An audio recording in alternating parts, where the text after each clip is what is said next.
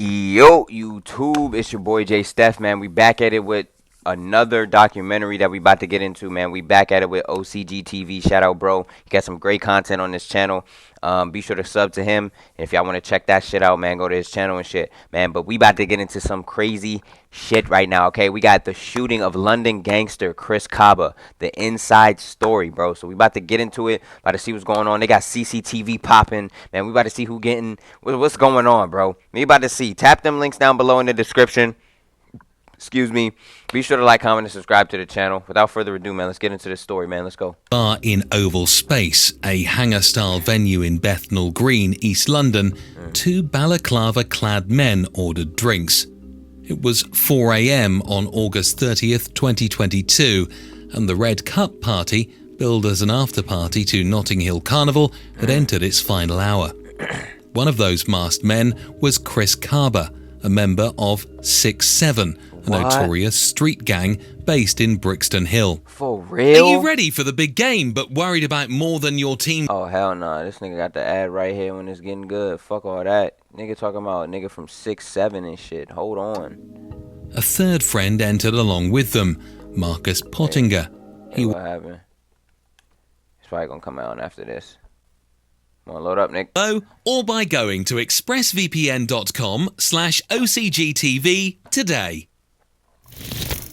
The 1,500 revellers paid little attention to Kaba and Connell Bamboy, a music producer and 6-7 associate. A third friend entered along with them, Marcus Pottinger.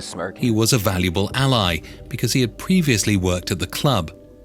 The men consumed nitrous oxide in the queue before some were frisked by door staff. Pottinger embraced former colleagues, then breezed past security with a handgun stashed in a bag. As the masked duo skulked on the dance floor, Kaba clocked a man named Brandon Malucci, a 25-year-old who was believed to belong to 1-7, a rival gang from Wandsworth Road. A fourth member of the 6-7 group, Shemaiah Bell, known as Bones because of his dog bone-shaped necklace, passed the bag to Kaba. He slipped his hand into a glove and gripped the gun. CCTV footage caught the moment the positivity turned into pandemonium when Kaba opened fire and a bullet hit the victim's left leg. As fellow clubbers darted for cover, the victim fled the club. Kaba chased him down the street and allegedly fired 3 more bullets. He running down! He is running down! He is running down! Oh my God! What? Clubbers darted for cover, the victim fled the club. Kaba chased him down the street and allegedly fired 3 more bullets. Oh my gosh! So you mean to tell me this nigga snuck in the club with a blick in a handbag, saw his op in the dance floor, popped him once in the leg. This nigga run out the party, everybody scatter. He caught his op outside, ran him down the street and popped him again. Are you serious? What? The man's right leg. He collapsed on the pavement, and Kaba is said to have left in a hired Range Rover. Oh my God. The victim was filmed in remarkable CCTV footage, staggering over to a parked car while blood drips from his wounds. Oh my God. He gosh. survived the shooting and was taken to hospital. What? He discharged himself and refused to cooperate with detectives.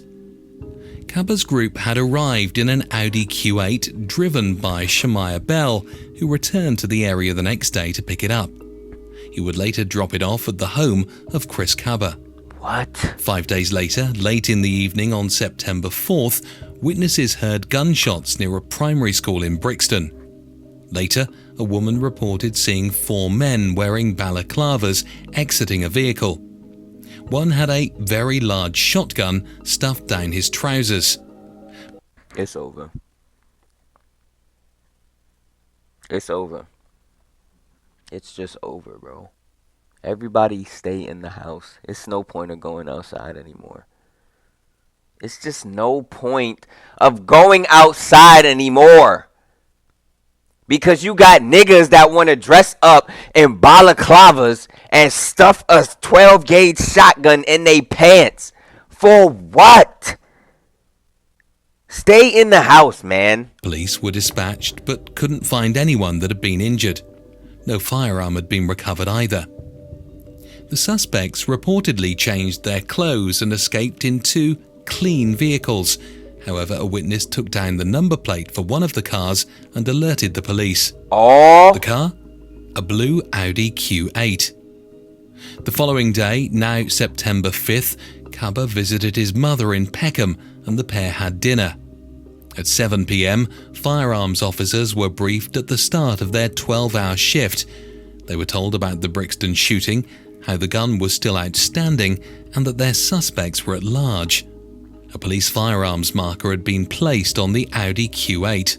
What? Police intelligence indicated a ride-out, that the gang were looking for enemies with intent to cause them harm. Later that evening, Kaba said he was going to visit a friend. He hugged his mother and set off in the Audi. It would be the last time she would see him alive.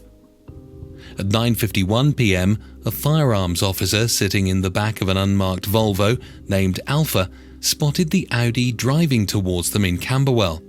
He informed his 2 colleagues of what he had seen and beckoned them to get in the car. He had recognised the number plate circulating at the briefing. At 9:55 p.m, a firearms incident was declared. The officers were unaware of the driver's identity when they began the silent follow. An armed response vehicle named Foxtrot was stationed in Streatham Hill and ready to join the 3-car convoy. The operational firearms commander gave directions of the tactic, an enforced stop with extraction. Some officers believed the driver did not know he was being pursued, but his convoluted route suggested that he was aware. Their suspicions proved correct. At 9:57 p.m, Kaba phoned his friend and said, "Listen one sec, I think there are police behind me." Dashcam footage showed Kaba turning right off Brixton Hill onto New Park Road. That's him. Moments later, he turned left into Kirkstall Gardens, where police marksman Martin Blake and 2 colleagues were stationed in the marked car. By now, 6 police vehicles and a helicopter with night vision recording ability had joined the tactical operation. What? An officer in the car behind Kaba gave the instruction, "We're going to do it here. In line, in line, in line." The ARV emerged from behind a white Tesla and drove forward while the unmarked Volvo boxed Kaba in from behind. Yeah. One marksman got out of the unmarked police car and tried to open the Audi's front passenger door, but found it was locked. He was trying to run. Video showed him striking the front trying to get up passenger out of side there. window with the barrel of his semi-automatic gun to get a reaction from the driver. Oh. Kaba's right arm was seen on the steering wheel, while his left arm shielded his head. Officers shouted, "Armed police, show us your hands," as they surrounded the Audi. Oh. Kaba tried to escape, driving forward into a gap between a marked armed police vehicle and a parked white Tesla, but became wedged. He then reversed and hit an unmarked police car. The scene was fraught and frantic, as seen in the footage released to the media last week. At 10:07 p.m, 2 marksmen raised their SIG Sauer semi-automatic carbines in the same second. Oh my It God. was Blake who fired a single shot which pierced the windscreen and struck Kaba in the forehead. Oh, It was the first time since joining the firearms team in 2016 that he had fired at a suspect. Officers performed CPR and Kaba was taken to hospital, where he died at 12:12 a.m. The Met it ain't too much hope if you getting shot with a carbine rifle, an AR bullet into the forehead. Nah, ain't too many people making it out, man. R.I.P. to him. Lord Jesus Christ. God damn. Why didn't he just give up, man? Like, Lord, bruh. This is crazy. Referred itself to the Independent Office for Police Conduct, IOPC, which sent investigators to the scene. The police watchdog would later launch a murder investigation against the marksman who pulled the trigger. The case has divided the public in the UK, with strong opinion on either side of the fence. Many hold sympathy with the police and the huge decisions they have to make in a split second. Others point to a sinister pattern emerging when it comes to the victim demographic of police shootings.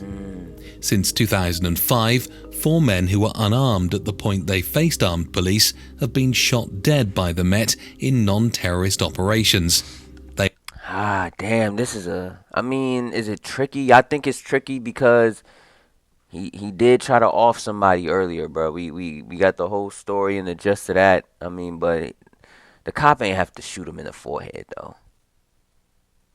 Like he didn't have to shoot him in the forehead. He didn't show any type of indication that he had a gun. He was probably just scared and was trying to get up out of there. You know what I'm saying? So I think in y'all best interest, bro, why don't y'all just shoot the tires? Just shoot tires. He can't go nowhere if you shoot the tires, bro.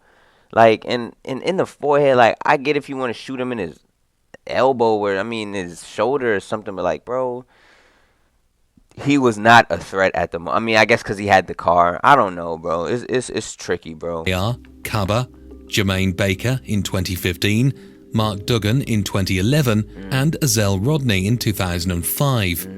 All were black, a fact that is significant for some and coincidental for others. The court case against Martin Blake brought additional details to the public domain about the intelligence police had on Kaba.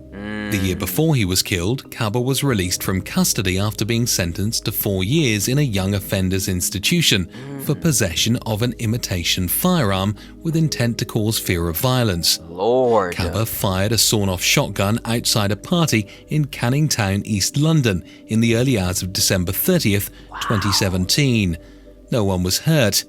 He was sentenced at Snaresbrook Crown Court in January 2019.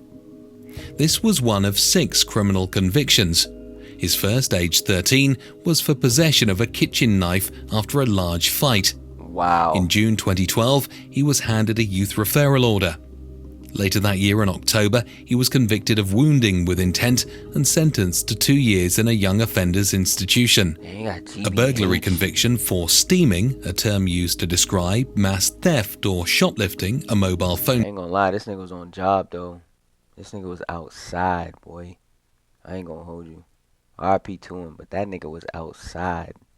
I ain't gonna lie. Shop in 2013 resulted in a youth rehabilitation order. In August 2015, Kaba and 3 friends, including Bamboy, were involved in a gang-motivated knife attack. A well-known rival who relentlessly taunted 6'7" in rap videos was targeted in Carphone Warehouse on Streatham High Road. Witnesses described the scene as a bloodbath. The victim suffered multiple stab wounds and a broken arm. On his 19th birthday, Kaba participated in an unlicensed music event in Romford, located in East London. During the event, tensions escalated, resulting in Kaba being stabbed in the abdomen amidst a confrontation. As he attempted to flee the scene, Bamboy and another individual were shot. Medical personnel attended to Kaba's injuries, but he declined to assist with the police inquiry. The factors that led Kaba into a life of crime remain unclear. He was raised by his Congolese parents alongside his younger brothers in various residences throughout southeast London. Family members characterized him as lively and noted that he frequently took his siblings to football matches. Friends described him as a humorous individual who had the ability to light up a room. At the time of his passing, Kaba was also too, bro, he was on job. I ain't gonna lie. Like, that's what I be saying sometimes. Sometimes, like, bro, these people, it don't matter at the end of the day. If you yingin, chingin, or whatever, like, I understand the other side of the spectrum. I understand why you would want to go ride out. I understand that they killed your brother. I understand that they did bodily harm to you and you got to go do what you got to do. You know what I'm saying? I get that. You know what I'm saying? But I'm saying this to say is, like, everybody has 2 sides to him. So he had this guy, Chris Kaba had 2 sides to him. The other side, he was a loving, joking, brotherly son, friend, kick it with him, cool it with him. But he also had another side where if you piss him off or you touch his family, like, he's outside riding out. So it's both sides too, you know what I mean? But I get it, and they did, they're not wrong for grieving. I'm not saying like that, bro. Like, that's a loved one. That's somebody's son. That's somebody's brother. That's somebody's friend, regardless of what they did. You know what I mean? So that's what That's what I was trying to say. You know what I mean? reportedly residing in a halfway house and employed in the construction industry. He was also expecting to become a father. Oh, he's about to have a However, kid. in Wow. April 2022, the mother of his child secured a domestic violence protection order against him, which was enforced for a duration of 28 days. Their daughter was born in the autumn.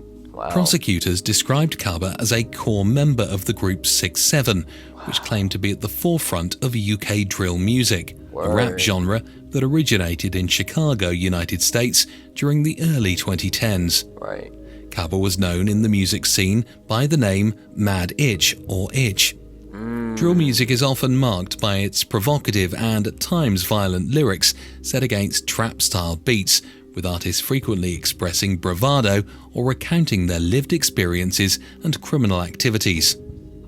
The music videos produced by 6-7 have amassed millions of views on YouTube, and in 2016 they received a nomination for the Best Newcomer Award at the MOBO Awards. Yeah, it was. However, despite this recognition, the court was later informed that 6-7 operated as an organised crime network that utilised social media to showcase their illegal lifestyles. They were reported to have access to weapons, manpower and funds from drug activities. The primary currency of 6-7 was described as violence, both group and individual violence involving firearms and knives. Their reputation and status have always relied on the promotion and public display of their violent actions. Drug trafficking constituted a significant portion of 6-7's income, and the gang was involved in county lines operations, with several members having been convicted of drug and firearms-related crimes. Back in Streatham Hill, as news spread of a young black man being shot dead by the police, recriminations grew when the IOPC confirmed that no weapon had been found in his car. Activists mobilised and the #Justice for Chris Kaba campaign was born. Right. A week after Kaba's death, detectives linked the Audi to the Oval Space nightclub shooting. 6 suspects, including Bang Boy, Bell and Pottinger, were arrested over a 6-week period. It's understood that the Met knew about the blue Audi Q8 in May 2022 when it was involved in a shooting in Bromley, South London. Right. The car was used to collect a shotgun before 2 men were shot in the legs. Wow. The named insured driver, who was not Kaba, played an active role in the shooting and was still at large while another male had been arrested. The incident was logged and the tactical firearms officer was said to be aware of the link as they pursued Kaba on that fateful day. Bell and Pottinger remained silent during police interviews. Bamboy accepted that he visited the club but denied any knowledge of a gun or the shooting. When they stood trial at the Old Bailey in November 2023, the jury was told that Kaba had played a leading role in the shooting. He was named as a co-conspirator on the indictment, and prosecutors said he would have been tried had he been alive. However, a court order has prevented the media from reporting this until after the trial of Martin Blake. Pottinger and Bell were found guilty of wounding with intent. Damn. All 3 men were convicted of possession of a firearm with intent to cause fear of violence. Damn. The trio were all cleared of attempted murder. Okay. 3 other men were acquitted of the charges against them. Right. Bell was jailed for 10 years. Pottinger received a 9-year term, while Bamboy was sentenced to 5.5 years. Okay. During the trial of Martin Blake, get a the chance, jury you heard know what I how mean? Blake was from a middle-class background, a vicarious reader who first worked in finance before joining the Met to escape a desk job. In court, Blake relied in part on a defence that so stressful and rapid were the events that some of his errors were the result of a psychological phenomenon called perceptual distortion, which leads to errors in memory. Right. He was found not guilty after a 3-year deliberation and walked out of the Old Bailey as a free man. When drawing conclusions from the story, one must consider, is Kaba... That's kind of like the end of the video, man. But anyway, man, that was the story of the London gangster Chris Kaba. I did not know that nigga played. I did not know that nigga was in 6-7, and that was Itch. I did not know that. Can y'all confirm that for me down below? You know what I'm saying? So, Hey man, leave a like for this video. Very, very informative video. Got to learn something today, man. Shout out to OCG TV. Go sub up to his channel, sub up to my shit. Like, comment, and subscribe. Tap them links down low in the description. And until next time.